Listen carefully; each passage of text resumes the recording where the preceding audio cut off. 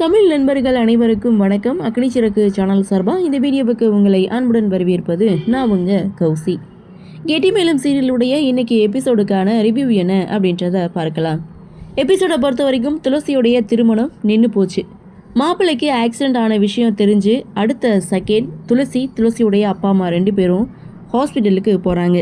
இங்கே மண்டபத்தில் வந்தவங்களும் ஒவ்வொருத்தவங்களும் ஒவ்வொன்றா சொல்லிகிட்டு இருக்காங்க. அவங்க தான் புரியாமல் பேசிகிட்டு இருக்காங்க அப்படின்னு பார்த்தா துளசியுடைய அண்ணாவும் சொல்கிறாங்க, துளசிக்கு கல்யாணம் ஏற்பாடு பண்ணாமல் இருந்திருந்தா அவள் செவனேன்னு வீட்டில் இருந்திருப்பா. இப்போ இவ்வளவு செலவு பண்ணி கல்யாணம் நடக்காமல் போயிடுச்சு அப்படின்னு சொல்லி அவர் செலவை பற்றி தான் அந்த இடத்துல பேசிகிட்டு இருப்பார். இன்னொரு பக்கம் துளசியுடைய பாட்டி ரொம்பவே ஃபீல் பண்ணுறாங்க. ஏன்னா பேத்தியோடைய வாழ்க்கை இப்படி ஆயிடுச்சே அப்படின்னு சொல்லி அவங்க ஒரு பக்கம் ஃபீல் பண்ணி பேசிகிட்டு இருக்காங்க. அதே சமயம் ஹாஸ்பிட்டலுக்கு வந்த துளசியுடைய அப்பா அம்மாவும் நேராக ஃபஸ்ட்டு தியா குட்டியை தான் பார்க்குறாங்க. தியா இங்கே மயக்கத்தில் இருக்காங்க. டாக்டர்கிட்ட என்னாச்சு, ரொம்ப அடிபட்டுருச்சா அப்படின்னு சொல்லி கேட்கும்போது வேறு ஒரு எந்த ஃப்ராக்சரும் கிடையாது, ஆனால் காலில் மட்டும் கொஞ்சம் பலமாக அடிபட்டுருக்கு, கொஞ்ச நாள் நடக்க முடியாது அப்படின்ற மாதிரி சொல்கிறாங்க. அடுத்து இங்கே அம்மாவை போய் பார்க்குறாங்க, அதாவது ஸ்ரீகாந்தோடைய அம்மாவை போய் பார்க்குறாங்க. இங்கே துளசி கண் கலங்கிக்கிட்டே தான் போகிறாங்க. அங்கே பார்த்தீங்கன்னா மோனிகாவும் ஜெகனும் அழுதுட்டு இருக்காங்க. அப்போது ஜெகன் பார்த்தீங்கன்னா இங்கே துளசியோடைய ஃபேமிலியை குத்தி காட்டுற மாதிரி பேசிகிட்டு இருக்காங்க. இந்த கல்யாணம் வேணான்னு என் மாமியார்கிட்ட எவ்வளவோ சொன்னேன், ஆனால் இவங்களுடைய ஜாதகம் இந்த குடும்பத்தை எங்கே கொண்டு நிறுத்திருக்குன்னு பார்த்தீங்களா அப்படின்னு சொல்லி அவர் குத்தலோடு பேசிகிட்டு இருக்காரு. இங்கே மோனிகாவும் பார்த்திங்கன்னா இங்கே அழுதுகிட்டே உட்காந்துட்டு இருக்காங்க. அப்போது துளசி இங்கே கிட்ட அம்மா அப்படின்னு சொல்லி கூப்பிடும்போது கரெக்டாக அவங்களும் கண் விழிக்கிறாங்க. அப்போது தான் சொல்கிறாங்க, தியா இனிமேல் உன்னுடைய பொண்ணு, நீ அவளை பார்த்துக்கணும், இனிமேல் நீ தான் அவளுக்கு எல்லாமே, அவளையும் ஸ்ரீகாந்தையும் நல்லபடியாக பார்த்துக்க அப்படின்னு சொன்ன அடுத்த செகண்ட் அவங்களுடைய உயிர் பிரியுது. டாக்டர் செக் பண்ணி பார்க்குறாங்க. பார்த்துட்டு சீஸ் நோ மோர் அப்படின்னு சொல்லிடுறாங்க. அப்படியே சீனை கட் பண்ண அடுத்து ஸ்ரீகாந்தை போய் பார்க்குறாங்க. ஸ்ரீகாந்த் கொஞ்சம் கிரிட்டிக்கலான ஒரு சுச்சுவேஷனில் தான் இருக்காங்க. ரொம்ப பரபரப்போட ட்ரீட்மெண்ட் ஒரு பக்கம் போயிட்டுருக்கு. இங்கே எல்லாருமே வெளியில் நின்று அழுதுட்டு இருக்காங்க. அதே சமயம் இங்கே ஈஸ்வரன் மூர்த்தி கட்சி ஆஃபீஸ்க்கு வந்திருக்காங்க. இங்கே சேர்மன் போஸ்ட்டுக்கு தான் சண்டை நடந்துகிட்டு இருக்குது. ஆனாலும் வெற்றிக்கு மனசே இல்லை, ஒரு ஆக்சிடெண்ட்டை பண்ணிவிட்டு இங்கே நின்றுட்டுருக்கோம் அப்படின்னு சொல்லிட்டு நைஸாக என்ன பண்ணுறாரு, ஹாஸ்பிட்டலுக்கு கிளம்பி வர்றாரு. வந்தவர் அங்கே இந்த ஆக்சிடெண்ட் கேஸை பற்றி விசாரிக்கிறாங்க.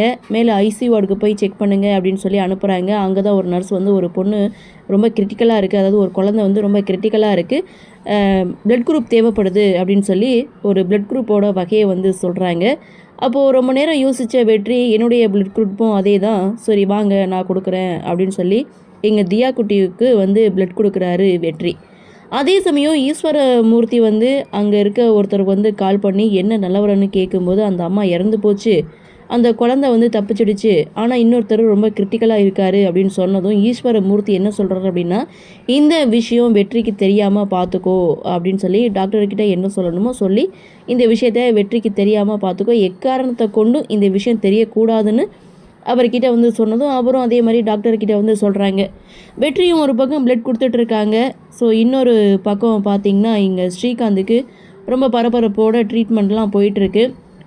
அப்போது துளசியுடைய அண்ணாவுக்கு கால் பண்ணி மண்டபத்தில் ஒரு ரூமில் லாக்கரில் நான் பணம் வச்சுருக்கேன், அதை எல்லாருக்குமே செட்டில்மெண்ட் கொடுத்துரு அப்படின்னு சொன்னதும் இவர் யார் யாருக்கு எவ்வளோ கொடுக்கணுமோ அதெல்லாம் கணக்கு வழக்கெல்லாம் பார்த்து கொடுத்துட்ருக்காரு. அதில் எவ்வளோ மிச்சம் பண்ண முடியுமோ அதில் அவர் மிச்சம் பண்ணி கொஞ்சம் ஆட்டையை போடுவார்னு நினைக்கிறேன்.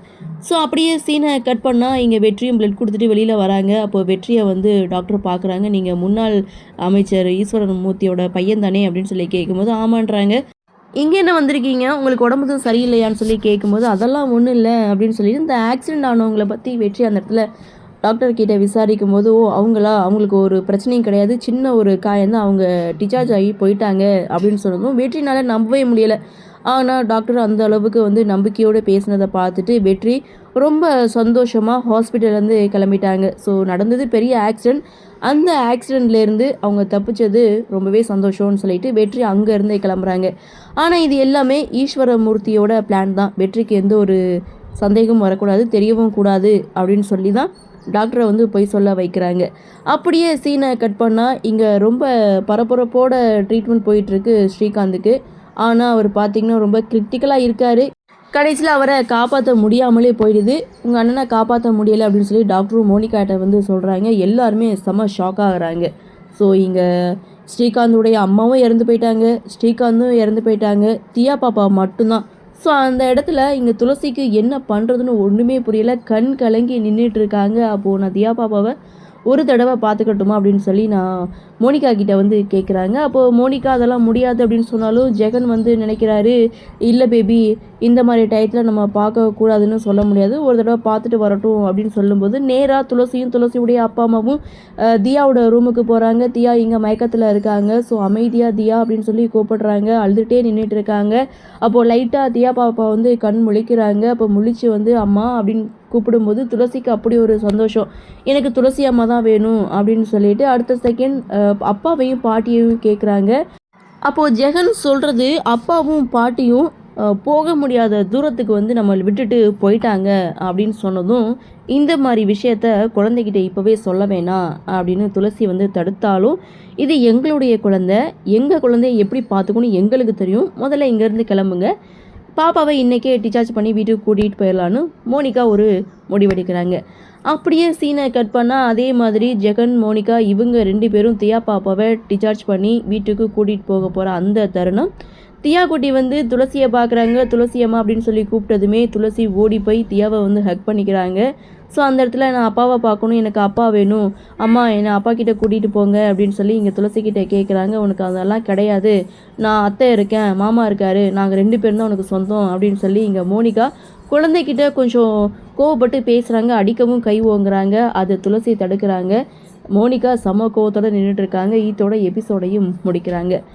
அதாவது முடிஞ்சிருச்சு அப்படின்னு நினைக்கும்போது தான் அந்த முடிவிலிருந்து ஒரு ஆரம்பமே வரும். ஸோ அது மாதிரி இந்த சீரியலை வந்து கொண்டு போகிறாங்கன்னு நினைக்கிறேன். இங்கே துளசியுடைய வாழ்க்கை முடிஞ்சிருச்சுன்னு நினைக்கும்போது தியா குட்டினால் துளசியோடைய வாழ்க்கை வந்து தொடரப்போகுது. அடுத்து இனி என்ன நடக்கும் அப்படின்ற ஒரு எதிர்பார்ப்போடு இந்த எபிசோடை வந்து முடிச்சிருக்காங்க. ஸோ பொண்ணோட ஜாதகம் இப்படியெல்லாம் விளையாடி இருக்கேன்னு சொல்லிட்டு சிவராமன் லக்ஷ்மி இவங்க 2 பேரும் வருத்தப்பட்டாலும் அடுத்து என்ன, கல்யாணம் ஆகாமலே பொண்ணு தாயாக போகிறா அப்படின்னு நினச்சி வருத்தப்பட போகிறாங்க. ஏன்னா இனிமேல் தியா பாப்பாவுக்கு அம்மாவாக இருந்து அவங்கள கவனிச்சிக்க போகிறது, முழு பொறுப்பையும் ஏற்றுக்க போகிறது துளசி தான். பார்க்கலாம் அடுத்தடுத்து என்ன மாதிரியான சுவாரஸ்யத்தோடு கதைக்கள நகர்வை கொண்டு வராங்க அப்படின்றத நாமளும் பொறுத்திருந்து பார்க்கலாம். இன்றைய பகுதி பற்றினா உங்களுடைய கருத்தை வழக்கம் போல் கமெண்ட் செக்ஷனில் பதிவு பண்ணுங்கள். இந்த வீடியோ உங்களுக்கு பிடிச்சிருந்தா லைக் பண்ணுங்கள், ஷேர் பண்ணுங்கள், மறக்காமல் நம்ம சேனலை சப்ஸ்கிரைப் பண்ணிக்கிறீங்கன்னு சொல்லி இந்த வீடியோவிலேருந்து விடைபெறுகிறேன். நன்றி, வணக்கம்.